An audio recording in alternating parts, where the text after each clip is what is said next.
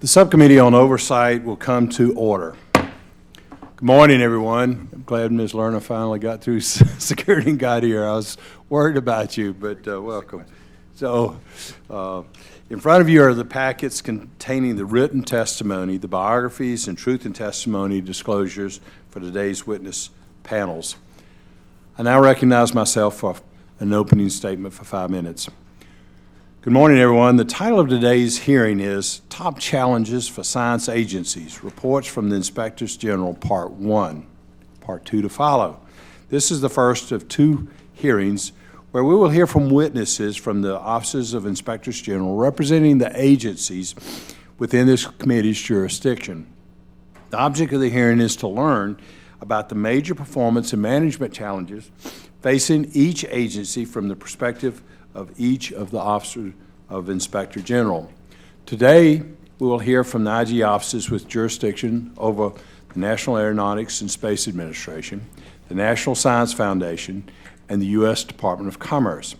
It is my hope that this information will help inform my colleagues on both sides of the aisle about the issues at the agencies over which we have the responsibility to conduct thorough but appropriate oversight. With the President's budget expected shortly, this hearing will help us, as an authorizing committee, to coordinate with the Appropriations Committee by identifying for that committee programs, projects, and activities that work as opposed to those that need to be modified or perhaps eliminated. There is no shortage of issues. This committee has a history of approving NASA, especially in the area of information technology security, where last year we held a hearing on that topic. Unfortunately, some of the issues that I raised back then are still outstanding today. In addition to the revelation that NASA needs to do more to protect sensitive information from going out the back door through cyber intrusions and lax protocols, I'm increasingly concerned about the possibility of sensitive information going out of the front door, possibly with tacit approval from research centers.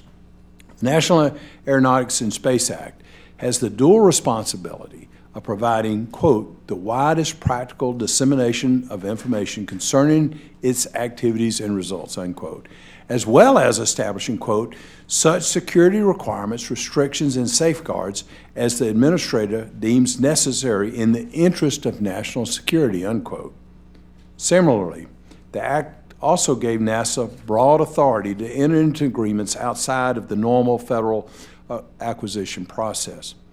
Originally meant to support smaller scale projects, it is increasingly being used for larger multi-million-dollar procurements.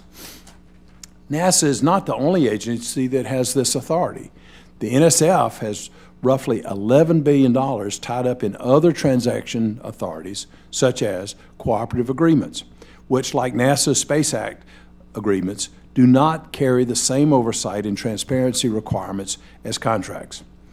The Department of Commerce, which includes bureaus such as NOAA, which in turn houses the National Weather Service, has been the focus of this committee since over a year ago we started hearing claims about financial mismanagement and Anti-Deficiency Act violations. That culminated in a September 12, 2012 hearing for which we still have not received agency responses to questions that we submitted for the record. And I hope they'll be forthcoming very soon, but we still haven't heard back from them. And I can't talk about NOAA without mentioning its satellite programs, which are of a great concern to this committee, particularly in the light of potential gaps in future coverage. These are symptoms of what I perceive to be a larger management challenges within NOAA. This exercise of deliberating over a program's performance and challenges is a particularly timely one because, as you all know, starting tomorrow, federal agencies will do the exact opposite and implement across-the-board indiscriminate funding cuts as a result of the sequester. The House of Representatives, on more than one occasion, has tried to offer a solution to prevent these cuts from taking place, but we've hit a wall with the Senate and with the administration. Now, I know I don't always see eye to eye with my friends on the other side of the aisle, but I respect them and believe that we share the same goal regardless of which side of the room we sit in, and that is to serve our respective constituencies in the best manner possible. And to that end, I urge my colleagues, Republicans and Democrats alike, to take advantage of the opportunity that this hearing presents and question the witnesses about the agencies within their jurisdiction. Now I recognize the ranking member, the gentleman from New York, for an opening statement for 5 minutes. You're recognized. Mr. Chairman, I thank you very much. I, too, share your concerns about the NOAA's response to the committee. But on this, I want to welcome the three witnesses. Inspector Generals, sometimes called IGs, carry an unusual mandate and a heavy burden. Inspector Generals stand on the front line of accountability and work to improve government and protect taxpayer interests. As the kind of cop on the beat in agencies, they function not just as another executive office, but also as Congress's eyes and ears in those agencies. This is why IGs have a statutory responsibility to quickly inform Congress of any significant wrongdoing at their agencies. While some IGs have tried to morph their role into that of a management consultant to agency leadership, and that's fine, it is still extremely important, though, and Congress expects Inspector Generals to view themselves as watchdogs first and foremost. IGs have enormous discretion to go with their great responsibility. Within limits of the law, they can decide what they will and will not pursue, how they will structure their offices, who they will hire and fire, and how they will spend their budgets. The agencies they overlook are in no position to second-guess their actions, as that would undermine the IG's necessary independence. However, this independence, combined with large budgets outside the control of any other office, leaves open the possibility that a bad Inspector General may abuse that position. Inspector Generals are a classic example of the old question, who will watch the watchmen? With no authority over them in their agency, serving at the pleasure of the President, but a President who stands in great distance, and often keeping information about their activities secret from the public and even Congress, the job of ensuring that a IG who is not doing their job would be identified and removed can fall through the cracks. The Chairman's purpose in holding this hearing, it is my understanding, is to explore what the three IGs from NASA, NSF, and Commerce have accomplished in the last year and hope to take on next, and I applaud the Chairman for holding this hearing. I have no reason to doubt that the two Inspector Generals before us have been doing good work and are raising important questions, and I welcome your testimony. This subcommittee staff, however, and members of the news media have reported serious and pressing concerns in the Office of the Department of Commerce Inspector General. And yet, Mr. Chairman, Mr. Zinsser, the Commerce Inspector General, has decided not to appear before us or in staff briefings before the hearing. Now, Mr. Smith, I do sincerely appreciate your time and attention. I hope you can understand why the committee members might be disappointed that we don't have direct access to the Department of Commerce IG. It is nothing about your work. You're a fine public servant, but we want to make sure we have direct access to an IG. So, Mr. Chairman, the committee was first alerted to one serious concern when staff discovered that the Inspector General, Mr. Zinsser, let a NOAA investigate itself regarding criminal financial misconduct.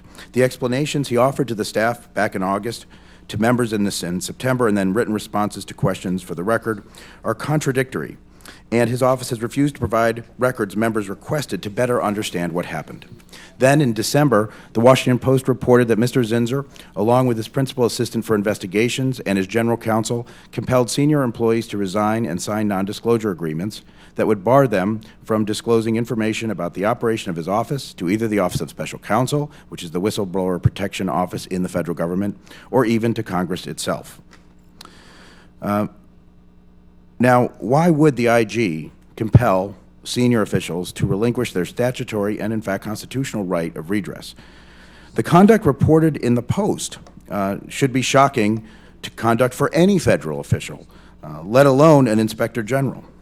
And if we find an Inspector General, who we would hope would listen to whistleblowers, not silence them, is engaged in gag orders, that is not acceptable conduct. The recent Federal Best Places to Work survey brings up other concerns that show that the Department of Commerce IG office was ranking 291 out of 292 places polled, making it among the worst places to work, according to the survey. In this survey, 50% of the staff said they were going to look for another job in the next year, and almost half were unsure or felt unsafe in telling senior leadership if they find violations of the law, regulation, or policy. So according to the survey, the Inspector General staff are afraid to report violations of law. I should add that our staff has begun to receive information from former employees at Commerce Department of Inspector General, and some of the allegations are very serious. So for all these reasons, Mr. Chairman, Ms. Johnson, Ms. Wilson, Ms. Bonamici, and I have sent a letter to GAO. We have asked that they open an investigation into the management and conduct of the IG at the Department of Commerce. At a time when we face the possibility of large-scale arbitrary cuts to both domestic and military programs, I believe that any charges of wasting taxpayer dollars or using them to run an ineffective office must be investigated. Congress has the responsibility and authority to hold IGs accountable, and we have to ensure money has not been wasted or ineffectively protected, and that laws have not been broken in the name of enforcement. If indeed Mr. Zinsser or any Inspector General has allowed his office to be abused or become effective, then we in Congress have the responsibility to bring that to light. And Mr. Chairman, I would like to ask if the article of the Post, the letter from Mrs. Johnson, Ms. Wilson, Ms. Bonamici, and I, and other supporting materials be included after this statement in the record. Hearing no objection, so ordered. Thank you, Mr. Chairman. Thank you, Mr. Maffei. Part two of this hearing this series that we're doing, part two, will feature the IGs from DOE, EPA, and DOI. At that hearing, the EPA IG also had a conflicting schedule, so this is not unique for a deputy to come and testify, and I appreciate the deputy from the Department of Commerce coming. The committee is working with all the IGs within our jurisdiction. We're trying to get everybody here that we possibly can. And I assure you that this is not unique. We've made compromises like this previously, and we will have to in the future as we go forward, Mr. Maffei. I know you haven't been on this committee very long, but and we welcome you and glad to have you here. And I know that you and I are going to continue to work very strongly together through this process. But I'm as interested as you are as getting to the bottom of all this, because nobody wants us to see fraud, waste, and abuse, and we have to count upon our IGs to make sure that that doesn't happen. So that's what this is my objective of doing these hearings, and trying to find out what's going on in these agencies, and I want to have a strong IG system. That's my concern too, Mr. Chairman. Well, thank you, and I know it is. We both have that same desire, so just understand that this is not a unique situation today, and I thank you, Mr. Smith, for being here. If there are members who wish to submit additional opening statements, your statements will be added to the record at this point. At this time, I'd like to introduce our first panel of witnesses. Our first witness is Mr. Paul Morton, who's been before. Mr. Chairman? Yes, Mr. sir. Chairman? I haven't been on the subcommittee, this committee very long, or the subcommittee very long, but my understanding is it is usual to swear in the witnesses, is it not? We have done so in the past, and we can do that. I'd ask that we do if it's a usual thing. So. Okay. Given that we're an oversight investigator. It is in my plan to do so, and we just sit tight. Absolutely. Sorry. Just sit tight. As you say, I'm new. So. Would the chairman yield just for a second, just because? Absolutely, Mr. In general, Full Committee Chair, Mr. Smith. And just want to explain kind of what our overall policy is. It was my feeling that we didn't need to do so for two reasons. One, under House rules, all witnesses are assumed to be under oath. And two, in the letters to the witnesses, I believe they are, I want to get the gentleman's attention.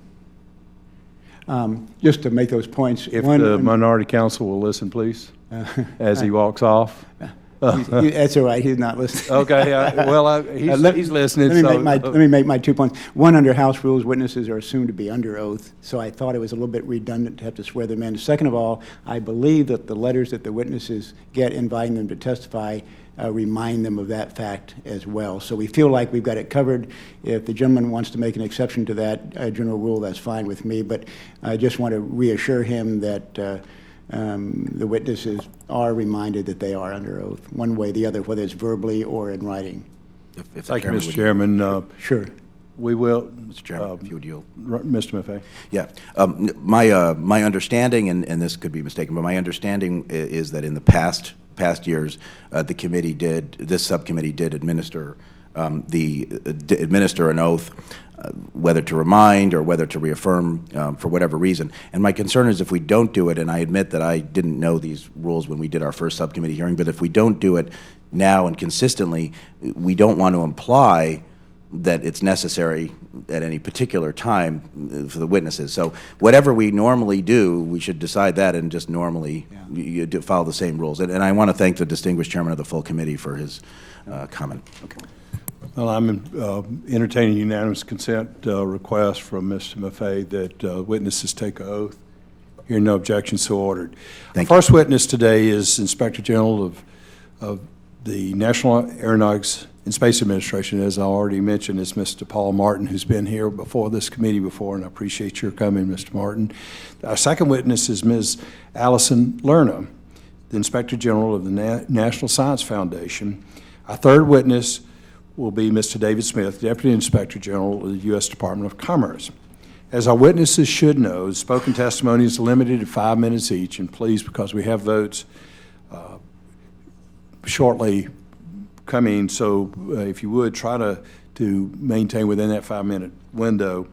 And then each member will have 5 minutes to ask questions. Your written testimony will be included in the record of this hearing. It is the practice of this subcommittee on investigations and oversight to receive testimony under oath.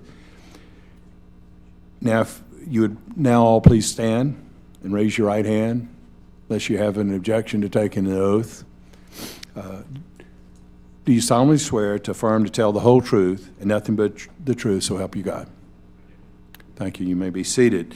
Let the record reflect that all the witnesses participating have taken the oath, and Mr. Maffei, I like that too, and I wanted to do this myself. We now recognize our first witness, Mr. Morton, to present your testimony. Sir, you have 5 minutes. Thank you, Mr. Chairman, Ranking Member Maffei, Chairman Smith, and members of the subcommittee. The successful landing of the Curiosity rover on the surface of Mars in August energized the public about NASA's activities in a way not seen since the final space shuttle flight. Another highlight this past year was the first commercial resupply mission to the International Space Station by SpaceX in October. However, NASA also faced significant challenges, including the need to reprogram funds to address cost overruns in the James Webb Space Telescope. This shift contributed to delays in several ongoing projects and cancellation of several others, including one with the European Space Agency for planned science missions to Mars. At the same time, NASA is busy developing a new rocket, capsule, and related launch infrastructure to enable crewed missions to an asteroid or Mars, expensive and technically complex undertakings in an increasingly austere budget environment. Along with the rest of the federal government, NASA is poised to tumble over the fiscal cliff tomorrow with $894 million in sequestration cuts. Indeed, from our perspective, declining budgets and fiscal uncertainties present the most significant external challenge to NASA. My written statement discusses our complete list of management and performance challenges. This morning, I plan to briefly highlight 3. First, project management. Over its 50-year history, NASA has been at the forefront of science and space exploration.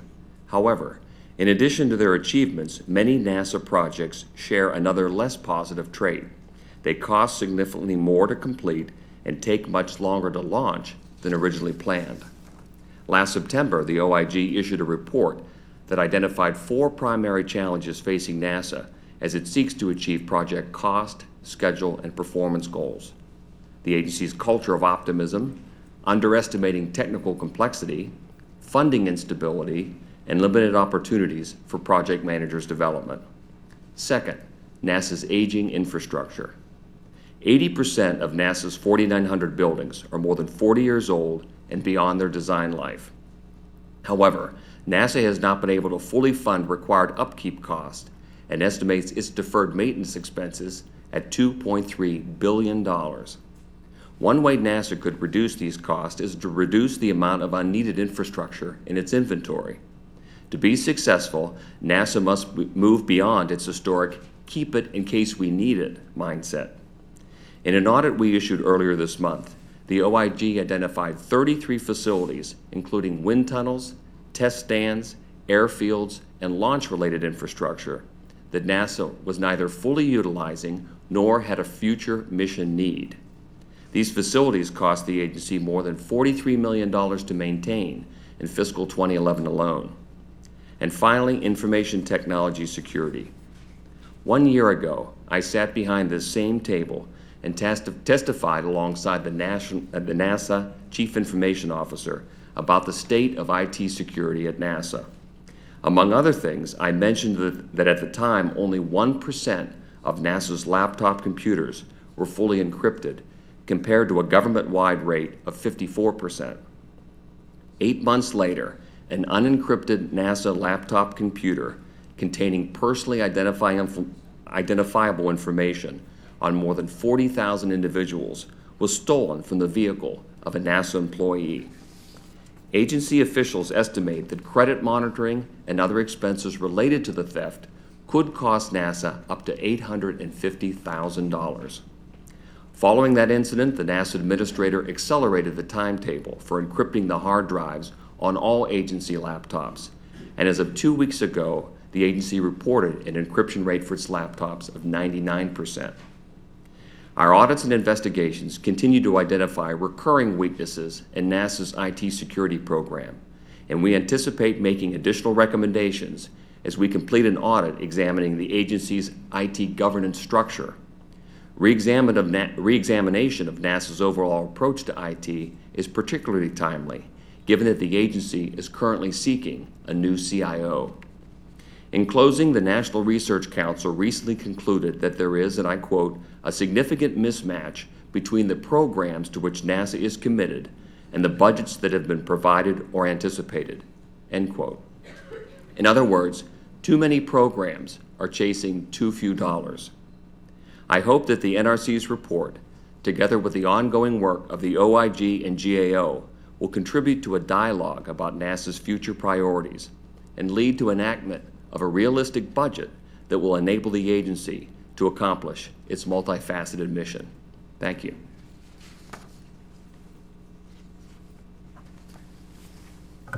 Thank you, Ms. Morton. Now, Ms. Lerner, you're recognized for 5 minutes. Thank you. Mr. Chairman and members of the subcommittee, I appreciate this opportunity to discuss the work of the National Science Foundation Office of Inspector General to safeguard federal tax dollars awarded by the foundation and to protect the integrity of NSF's programs and operations. My statement will focus on accountability over cooperative agreements for NSF's large facility construction projects, grants management, and contract monitoring, 3 management challenges that have a direct impact on NSF's ability to carry out its mission of advancing scientific research by funding external awardees. I will also address NSF's efforts to encourage the ethical conduct of research, another top management challenge. Over the past 2 years, my office has issued several audits that have raised serious questions about NSF's accountability over cooperative agreements for high-risk, high-dollar projects. NSF currently has 685 open cooperative agreements totaling nearly $11 billion. 38 of these are valued at over $50 million each and comprise $5.5 billion of the total amount of such agreements. In September of 2012, we issued an alert memorandum to NSF management outlining serious weaknesses in the Foundation's cost surveillance measures for awarding and managing high-risk, high-dollar cooperative agreements. At the pre-award phase of such projects, appropriate controls should include conducting audits of awardees' proposed budgets and accounting systems to ensure that awardees' cost estimates are fair and reasonable, and that their accounting systems are adequate to bill the government properly and to manage funds in accordance with federal requirements. While such audits are not required by law or regulation for cooperative agreements, obtaining such information at the pre-award stage of high-risk, high-dollar cooperative agreements is especially important, as the proposed budget, once approved by NSF, creates the basis upon which awardees can draw down advance funds over the course of the award. NSF does not regularly obtain such audits. Post-award controls for high-risk, high-dollar projects should include incurred cost submissions and audits to ensure that costs claimed are allowable. As with pre-award audits, incurred cost submissions and audits are not required for cooperative agreements by law or regulation, and we're not recommending that NSF obtain them for every agreement. However, such submissions and audits are critical tools for ensuring accountability in high-risk, high-dollar cooperative agreements. Simply stated, these are reasonable and prudent steps to protect taxpayer funds. In December 2012, the NSF director charged a senior advisor in his office with conducting a major assessment of policies and procedures governing NSF-supported large facilities to address these and other matters. We're optimistic that this process will yield more robust oversight and monitoring for NSF's large cooperative agreements.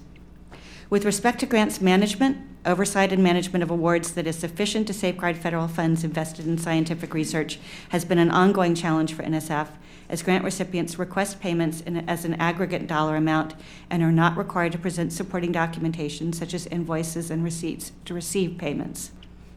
In the face of these oversight challenges, my office is using automated techniques to supplement traditional audit tools and help us improve our ability to identify high-risk awardees, expand our audit coverage to examine more transactions, and better focus our limited resources on questionable expenditures. In the area of contract monitoring, we continue to recommend that NSF obtain incurred cost audits for cost reimbursable contracts and that it obtain cost accounting disclosure statements from contractors and ensure that they are audited and approved in a timely manner. Incurred cost audits enable management to assess a contractor's compliance with the financial terms and conditions of a contract. An approved disclosure statement is essential to establish how the contractor classifies and bills costs to the government. With respect to the responsible conduct of research, pursuing allegations of research misconduct by NSF-funded researchers continues to be a focus of our investigative work. In recent years, we've seen a significant rise in the number of substantive allegations of such misconduct associated with NSF proposals and awards.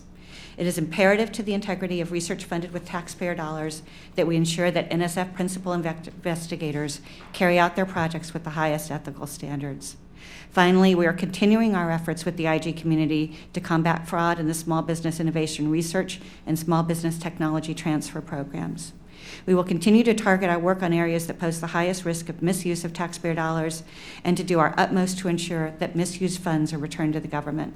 This concludes my statement, and I'll be happy to answer questions. Thank you, Ms. Lerner. And now, Mr. Smith, you're recognized for 5 minutes. Thank you. Thank you. Chairman Brown, Ranking Member Maffey, Committee Chairman Smith, and members of the subcommittee. I appreciate the opportunity to testify today about the Department of Commerce's top management challenges in fiscal year 13. The department plays a pivotal role in implementing the President's initiatives for economic recovery and job creation. Like other federal agencies, Commerce faces financial uncertainty this year. I will describe 5 top management challenges, which we have identified from our oversight perspective to be the most significant management and performance challenges facing the Department of Commerce. First, stimulate economic growth in key industries, increase exports, and enhance stewardship of marine fisheries. The department has many government-wide initiatives to implement the President's priorities. Successful implementation could have a profound impact on the nation's economy. However, it requires focused attention by senior management, close coordination with the private sector and other federal agencies, and sustained congressional support. Secondly, increase oversight of resources entrusted by the public and invest for long-term benefits. In this era of constrained budgets, there's a greater risk that management will take shortcuts, loosen internal controls, and de-emphasize oversight to devote resources to other requirements. Therefore, attention to internal controls is critical. Third, strengthen security and investments in information technology. Our recent audits of Bureau IT systems confirm the urgency of fixing the department's security weaknesses. While we support senior management's recent actions to strengthen the Chief Information Officer's authority, it is too early to judge their effectiveness. Fourth, implement a framework for acquisition project management and improve contract oversight. In fiscal year 2011, the department obligated approximately $2.4 billion on contracts for goods and services. To maximize these funds, Commerce needs to strengthen its acquisition and contract management practices. While it has made some progress, we continue to find weaknesses in how the department plans, administers, and oversees its contracts. For example, our recent audit of contract award fees and award terms found that more than $100 million in questioned costs and funds that could have been put to better use. Fifth, reduce the risks of cost overruns, schedule delays, and coverage gaps for NOAA's satellite programs. Satellite programs remain the department's largest investment. They encompass almost 20% of Commerce's budget. Top-level management attention will continue to be needed to prevent cost overruns and minimize the impact of satellite coverage gaps. We recently issued a report on the Joint Polar Satellite System program and are completing work on an audit of the Geostationary Operational Environmental Satellite R series program. Over the past several years, the department has experienced many challenges in the areas I have discussed here. To its credit, top-level management is working diligently to address its management challenges. Commerce leadership must continue to show the way forward to establish a culture of accountability. This is perhaps their greatest challenge of all. Again, we appreciate the opportunity to appear before the subcommittee today, and I will be pleased to respond to any questions you may have. Thank you. Thank you, Mr. Smith. Excellent job of all our witnesses staying within your time constraints. And I trust that all members on both sides are very pleased with our witnesses' testimony. And I appreciate y'all's testimony and for y'all being available for question today. Reminding members, the committee rules limit question to 5 minutes. The chair at this point will open the round of questions. The chair recognizes himself for 5 minutes. Other transaction authority may sound like a mundane term, but agencies are increasingly relying on this obscure acquisition tool. Normally, agencies must comply with federal contracting law, but oftentimes Congress gives agencies other mechanisms in which to enter agreements outside of the law. In the instance of NASA, they were provided the Space Act Agreement, which is authority given in 1958, when the agency was created in order to advance NASA's mission and programs by cooperating with outside entities. For NSF, the authority was granted by 31 U.S.C. Section 3605. Initially designed to only fund small projects, this is a serious concern for this committee. NASA used Space Act agreements to fund the $750 million development of the Commercial Orbital Transportation System.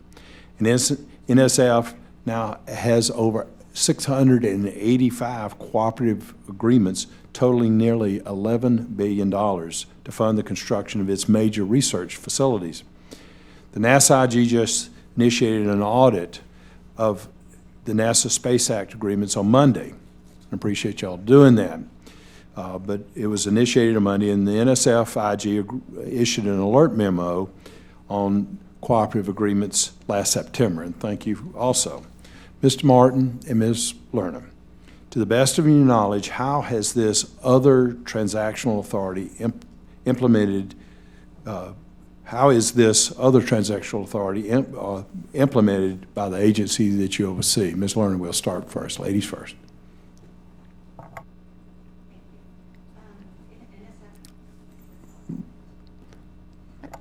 There, sorry about that. The red light had me confused. NSF, as we noted, has 685 cooperative agreements. 38 of those are over $50 million. So the area of greatest concern to my office, obviously, is the high dollar, high risk cooperative agreements. And the concern that we have, based on the work that we have done, is that there aren't adequate oversight controls in place to ensure that the funds that are directed to those types of awards are properly stewarded and subject to the same sort of accountability that you would see, that you would expect in these lean budget times. And we have conducted several audits and provided a great deal of feedback to the agency in that area. Well, thank you very much. If you would please let this committee know what we need to do to try to rectify that. Mr. Martin.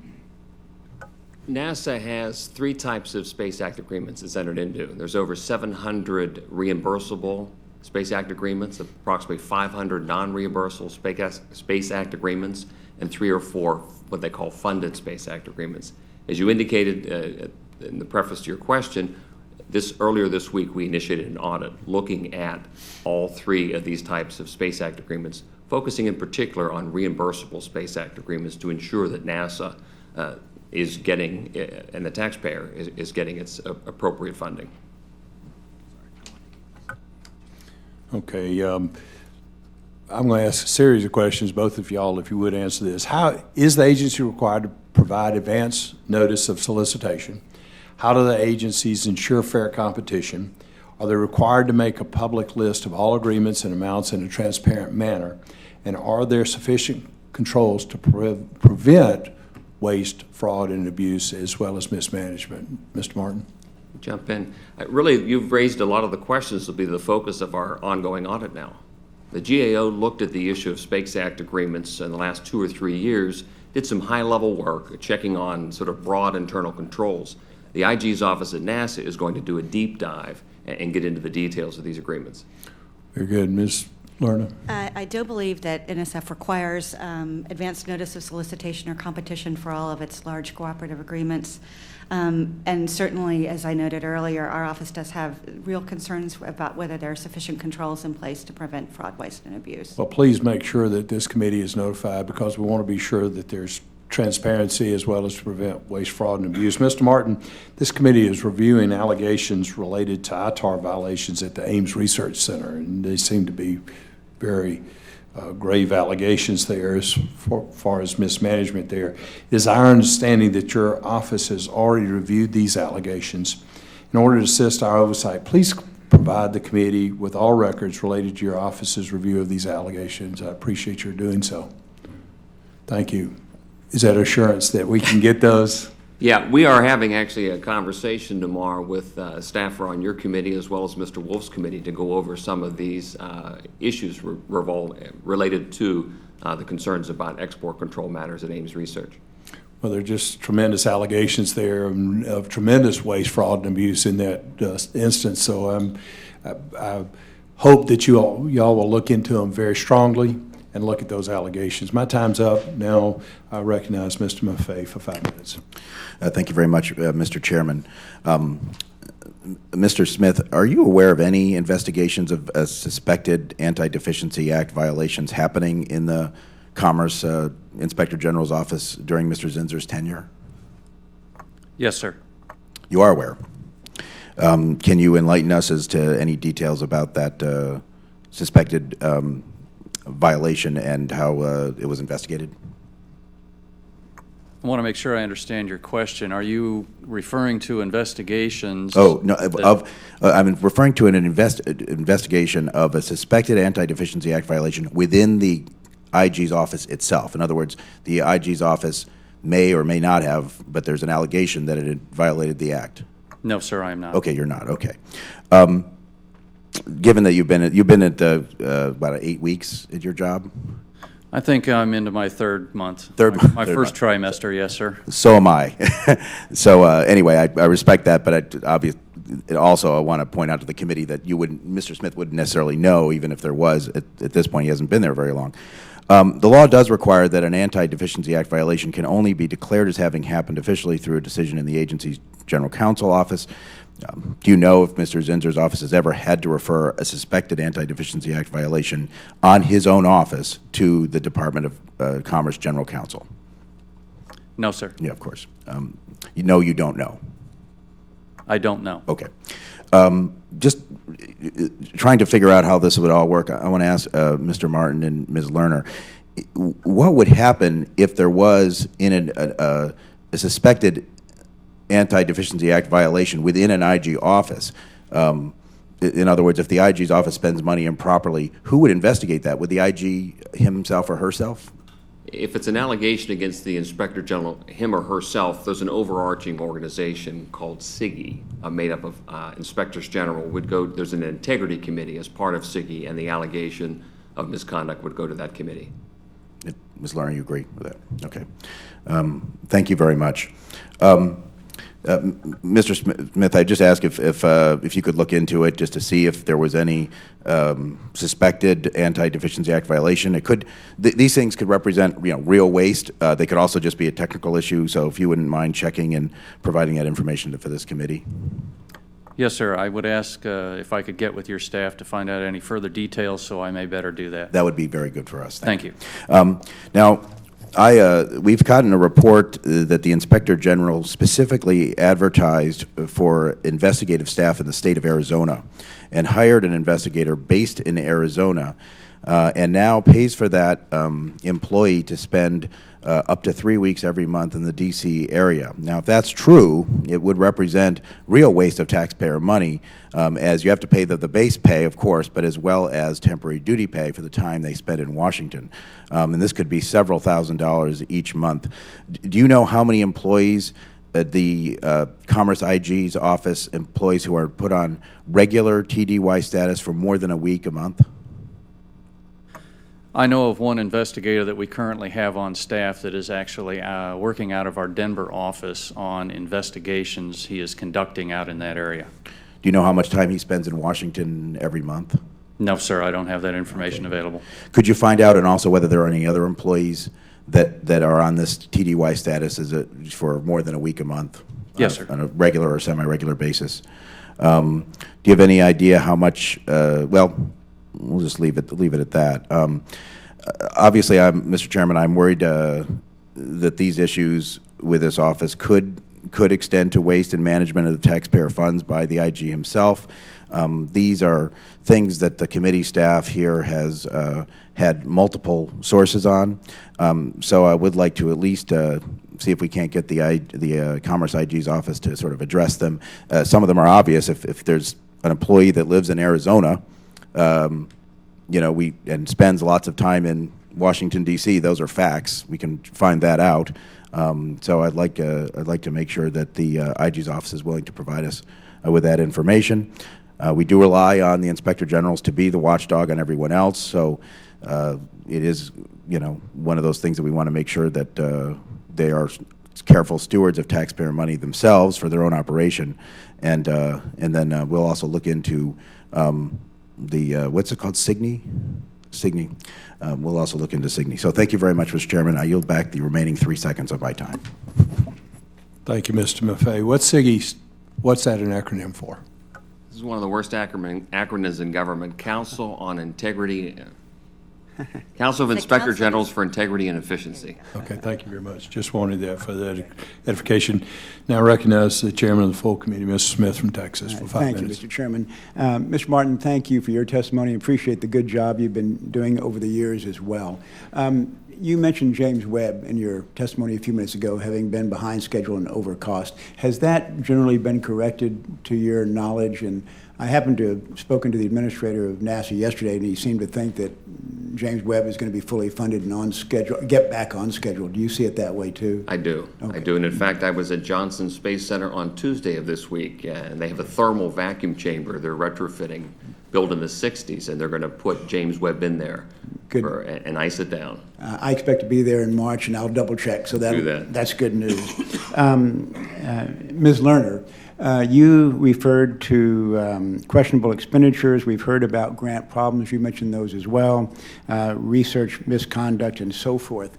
I don't know that you got much into the way of solutions, if you want to mention a couple of solutions, but I'd also ask you just for a rough estimate as to how many colleges or universities sort of have been suspected of, I'm not going to find them guilty right now, but have been allegedly engaged in some of these questionable practices.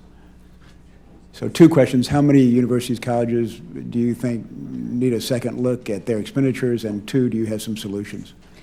In terms of the first question, the large facilities that we are interested in are often run not by colleges and universities, but by consortiums of nonprofits. I know. I was asking about a Yeah. subset because they've been getting some attention. Exactly.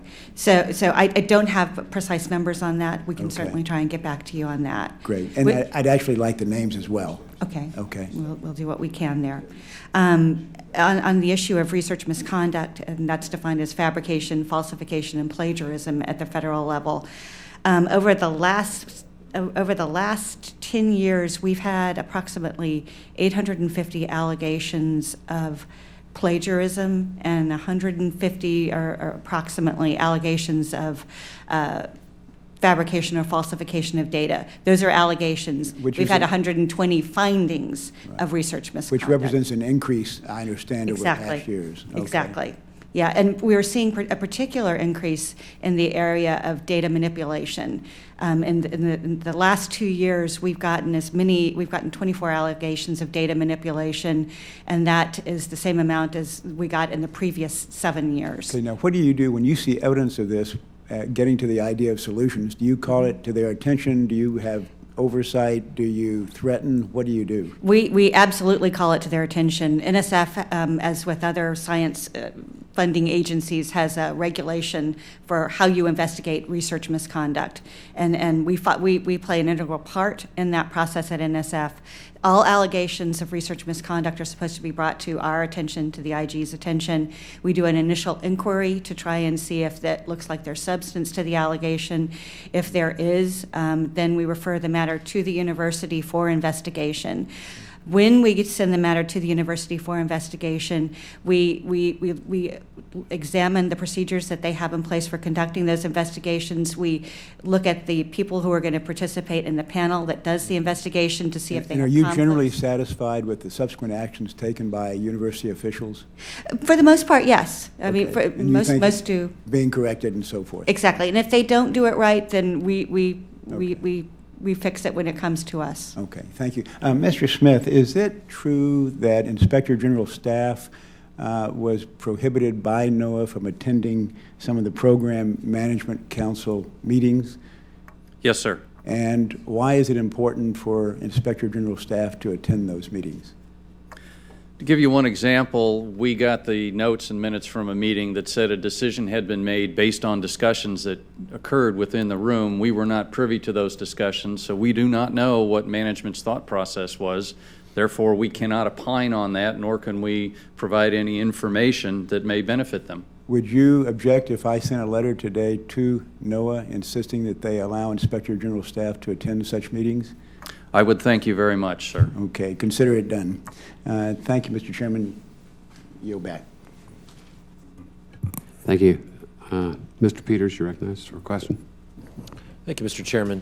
I had a question for Mr. Smith. On December 3rd, 2012, the Washington Post published a story about how the Commerce Inspector General, Mr. Todd Zinsser, forced departing senior investigative staff into signing non-disclosure agreements, which barred those 4 members of his staff from approaching either the Office of Special Counsel, which exists to protect whistleblowers, or Congress to discuss what they had witnessed in Mr. Zinsser's office. And Mr. Smith, I assume you saw that story.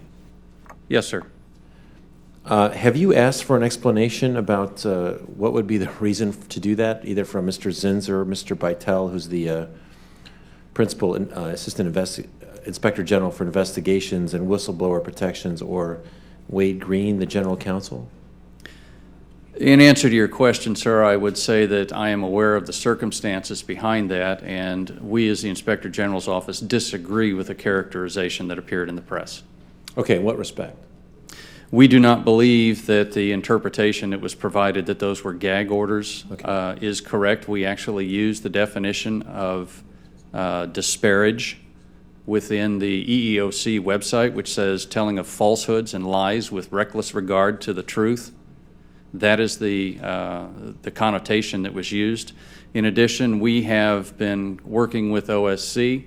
They have, through the MSPB, and they have in fact requested through the arbitrator that we submit a joint motion to dismiss the stay as well as dismiss the protective order. And the last we heard from OSC, they consider through the additional language that we submitted on those non-disclosure agreements as well as the Whistleblower Enhancement Act that was passed, that is no longer an issue.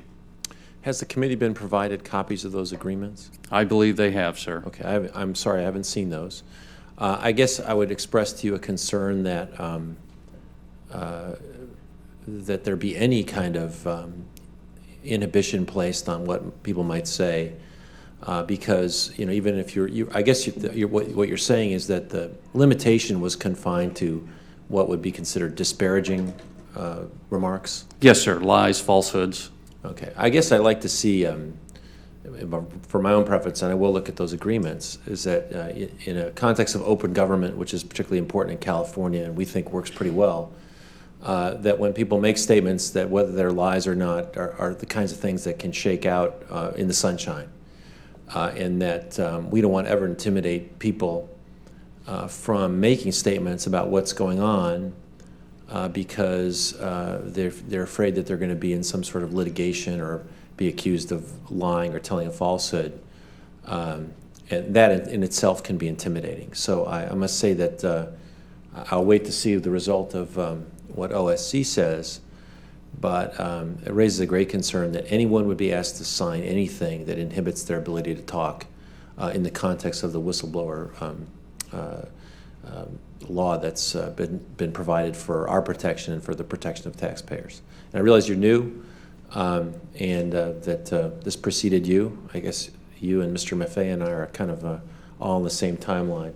But I found that, and I understand, we're in politics. We know that everything you read in the press isn't necessarily always 100% accurate. But I would say that this is extremely was something of great concern when I heard about it, and I'll look forward to following up on it in the future. Yes, sir, if I may. I actually understand that kind of intimidation and fear if employees disclose things.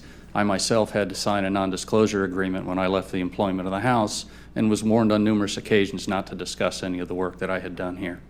Well, unless it's classified material, I think that that's inappropriate. And so I would say the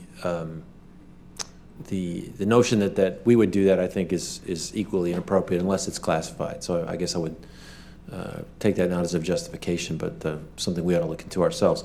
Maybe I'd ask Ms. Lerner or Mr. Martin, are you aware of any instances in which your agencies or your IGs might have asked people to sign these kinds of non-disclosure agreements? Mr. Martin's given me a no. Ms. Lerner, I can see that even without their microphones on. So I'd ask the record to reflect that, and again, express my deep concern about this kind of behavior. I hope it does not remain the norm. Thank you, Mr. Chairman. Yield back. Thank you. The chair will now recognize the chair for 5 minutes. Mr. Morton, you issued a report a couple weeks ago on NASA's management and infrastructure standards, and in that report, you used the term political intervention. And I want to ask you about 3 examples of political intervention. Number 1, the ARC jet facility at Johnson, the platform for the A3 test stand at Stennis, and of course the Constellation. On your report, page 21, you mentioned letters signed by 30 members of Congress, most of them from Texas, opposed to the closing of the ARC jet facility at Johnson.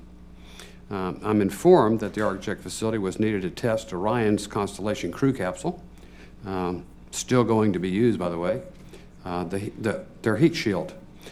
So I can understand why members of Congress oppose closing down the ARC jet facility, because it could jeopardize the upcoming SLS. That's number 1.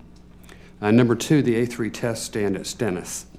Your report on page 22 also flagged the A3 test stand as political intervention. The test stand was intended to test the J2X engines for Constellation. As you know, Congress included language in the 2010 NASA Authorization Act instructing NASA to complete the test stand, which NASA wanted to mothball. You note that the stand was already 65% complete, and taxpayers had spent $292 million. But your report fails to mention the test stand was canceled because the administration canceled Constellation. I think that's correct. Both Democrat and Republican Congresses had endorsed Constellation as a replacement for the space shuttle, or the successor program.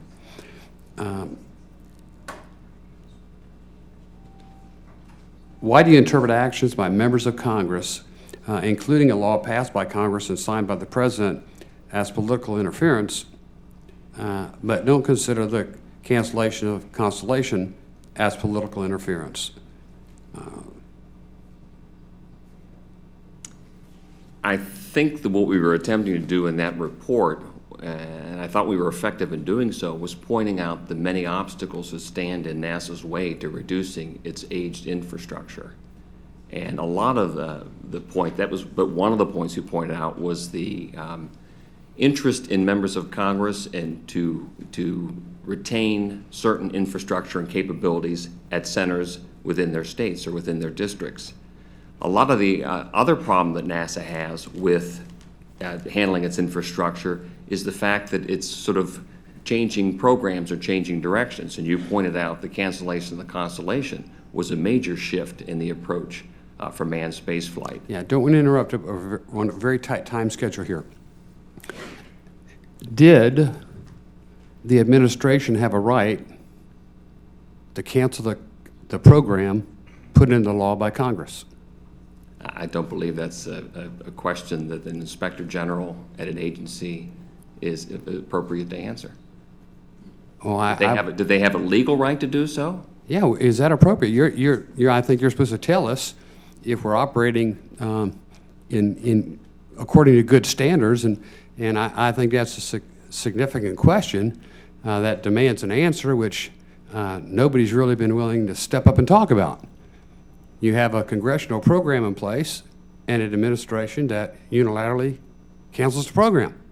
$9 billion flushed down the toilet. You don't think that ought to be on the radar screen? Well, it certainly is on Congress's radar screen in the administration's. In the NASA Authorization Act of 2010, Congress worked with the administration and came up with a new direction of moving forward. You mentioned the SLS and the MPCV. It's not an Inspector General's role to say whether that's good policy or bad policy. It's an Inspector General's role to follow the money.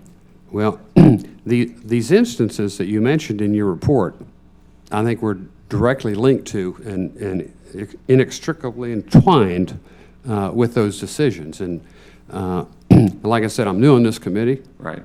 And I don't have all the background, but during the review that I've done, I hadn't seen that issue addressed, and I think it'd be significant, and I think maybe some other members of the committee would have an interest in knowing that too. Okay. Again, we were pointing out there's significant pressures on NASA of multiple kinds, including political pressures, when it's attempting to address an issue of how to handle its aged infrastructure. Okay. I see my time has expired. Mr. Schweikert, you're recognized. Thank you, Mr. Chairman. Ms. Lerner, you actually had a couple things in your testimony that I found interesting. First one, you were saying you were starting to do some, forgive me for paraphrasing, data mining to find bad acts. Can you share with me first what you're doing within that modeling and how effective you're finding it? What we are doing is augmenting our traditional approach to auditing by using data analytics, and data analytics enable us to kind of better target. If we do 20 or 30 audits in a year, that's all that we can do. So we have to, when NSF makes thousands of awards a year, be very careful where we go and do our audit work. Data analytics enables us to better target our limited resources to the right places where risk looks to be high.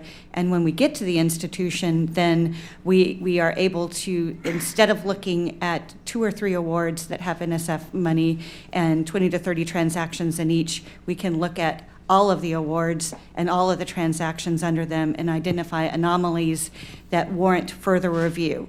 It's a starting point, not an end point, but it greatly enhances what we can see and how we can do our work. And Mr. Chairman, Ms. Lerner, I'm actually a big fan of that. I'm actually married to someone who, one of her specialties was accounting models accounting data into statistical models and trying to find those anomalies.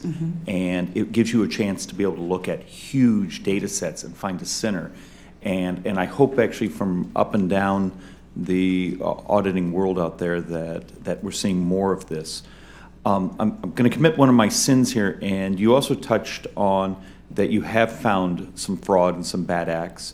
Real quickly, would you tell me an anecdotal of something you consider outrageous and how it was conducted? You mean using the new data No, analytics? no, just anything that was found. Oh, anything, golly. There are, we certainly see situations where awards, NSF awards, the work is completed, but funding remains. And then long after the award is done, costs from other projects are transferred to it to use up the award, the funds that remain, that don't have anything to do with the reason that the award was provided in the first place. Mr. Chairman, Ms. Lerner, so what you're saying is where a university or institution may have multiple Awards. awards, they run their fund dry and they start to do transfer of costs. Yes, we can see that now, and with these new techniques. And the data mining is also is sophisticated enough to look for all those types of silos. Absolutely. Yeah, I mean, it's amazing what we can see, and it enables us to have a much stronger set of evidence when we go to the agency with better support for the costs that we are questioning. Mr. Chairman, Ms. Lerner, and not that I don't love the rest of you, but this one interests me. Do you also end up finding, using the data or auditing mechanics on also how awards are given out? Not only how they're performing, because over the years we've had, and even on a personal basis, lots of noise on how National Science Foundation ultimately does their awards, and sometimes how certain personalities or people with great writing skills. Is there been a data metric to sort of audit why and where those awards are going? We haven't established metrics in that area, but certainly if the data exists, it's something that could be done. The question is coming up with the right business rules to put into the system to surface the anomalies. Okay, because I thought there was a chart going around last year showing how certain institutions seem to dominate in collection or obtaining the awards, where a lot of so if you look sort of the bell curve, it's sort of going to just sort of a handful of institutions. Am I off base on that? I sincerely doubt that you are. Okay. In my last couple seconds to our other gentleman, data mining being used in your areas of specialty? Sir, the data mining is not necessarily being used at the Department of Commerce, but when I did work at the Defense Finance and Accounting Service, we used it extensively, and in fact, the gentleman behind me, Mr. Brett Baker, was in charge of that whole project, and we found discrepancies within the purchase card program, within the charges billed by transportation companies for military household moves, as well as many, many other things. And I'm over time, but Mr. Martin? We do the same thing. We use we've done audits of credit card, purchase card, also SBIR audit, the Small Business Innovation Research grants that are given thousands by NASA. I am over time, but Mr. Chairman, thank you for your patience. But when we ask, multi-billion-dollar programs to be, and if we were in private sector, there would be hundreds and hundreds of auditors for things that big. Maybe data is actually part of the future of how we find bad acts. Thank you. All of us, Mr. Target, are very interested in doing this, and people have to be held responsible and accountable. We're going to have votes in about somewhere between 10 to 15 minutes from now, so we're going to go to a second round of questions for 2 minutes each. So if you could, just make sure that your answers are real tight and short if you could, so that we can get as much done here before we have to go for votes. Conducting oversight on NOAA took up a disproportionate amount of this subcommittee's time last year, or in the last Congress, actually. One of the recurring weaknesses that we encountered was the poor financial management of the agency. We've seen numerous Anti-Deficiency Act violations, the solicitation of a magician for training purposes, an independent review team's description of CFO's oversight of the JPSS program as, quote, dysfunctional, unquote, a fisheries enforcement accounting system that incentivized corruption, and budget development process that is no longer tied to requirements. Ms. Smith, given the gross negligence in Congress that we uncovered in Congress last year, what work are you planning for the coming year tied to NOAA financial oversight? And before you answer, let me just say, Mr. Martin and Ms. Lerner, I hope y'all are looking at these same sort of things, but I'm focused on Mr. Smith and Noah at this point. Mr. Smith. We currently continue to receive hotline complaints concerning the NOAA reprogramming. We are very glad to see that NOAA has brought on Grant Thornton to review basically their budget books to find out what all this stuff is. We are continuing to talk to NOAA officials. We're very glad to see that they actually brought on a permanent CFO to look at some of this stuff. In addition, we just finished an audit of the JPSS program, as well as currently doing an audit of the GOES-R program. So we are still actively involved in the high-risk areas and the known problems within NOAA. Is it appropriate for Grant Thornton to be overlooking this since he reports to the person who's involved in all this? Yes, sir, I believe it is, because they are an independent entity that may not be tainted by the culture that we found existed there, that basically said the reason the reprogrammings were done was to succeed with the mission. Well, we need, to use a trite phrase, the fox washing the hen house is not appropriate, and I hope y'all all look into that. My 2 minutes is up now, Mr. Maffei, for 2 minutes. Thank you very much, Mr. Chairman. I was interested in this Office of Personnel Management sponsored employee viewpoint survey. In 2012, it showed Deputy Inspector General Smith that the office that you work in was next to last as the worst place to work at federal offices, 291 out of 292 offices, and over half of the staff in the Commerce IG's office said they would try to leave the office in the next year. Did you know about this before you took your position? No, sir, the results did not come out until late December. Okay. Well, I thank you for your service. The bottom line is the survey suggests that the staff is almost evenly split between those who feel safe reporting violations of laws, rules, regulations to the Inspector General, and those who are uncertain or expect retaliation for such reporting. That sounds like a highly dysfunctional environment, at least according to this survey. I'm going to assume you don't find that acceptable. Are there any programs that are going to be put in place to kind of improve that workplace atmosphere? Yes, sir, there is. In fact, I have been specifically designated as to be in charge of that. I have already initiated several employee working groups, and they have met. We are trying to get to the reasons behind the survey. In addition to that, I would like to point out the fact that even though the difference between the positive and the neutral negative may not be where we want it to be, it is encouraging to see that the number of negative responses from last year's survey has actually decreased for almost every question, and I do consider that progress.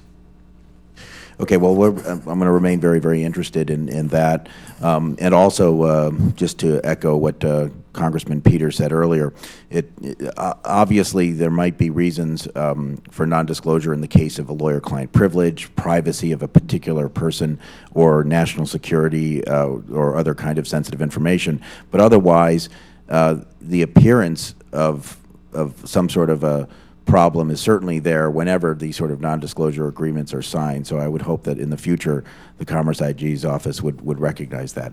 Well, thank you. My time is up. Sir, if I may just respond to that one, we have discontinued the use of those non-disclosure agreements. I'm glad to hear it, Mr. Smith. Thank you.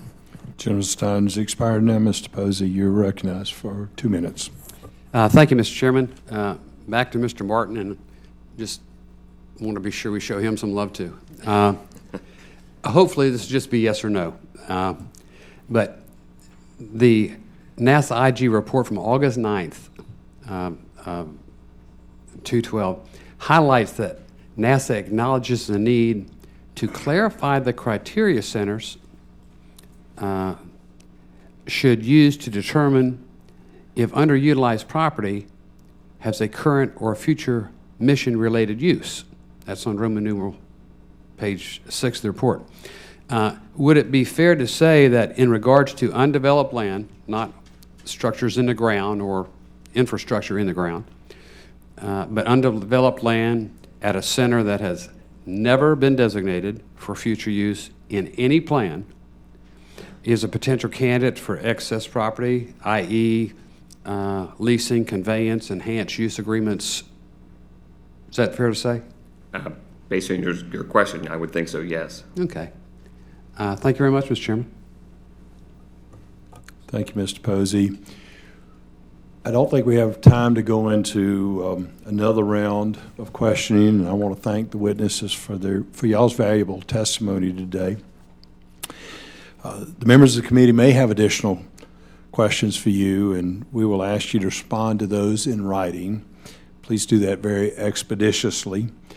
As I mentioned in my opening statement, we've asked for some reports or answers to questions that have not been produced thus far, and I'm very disappointed in the administration for not providing those answers to the questions for this whole committee, for both sides. But I hope and I trust that y'all will answer those very expeditiously. The record will remain open for 2 weeks for additional comments and written questions for members. The witness is excused. Thank y'all so much. We're now adjourned.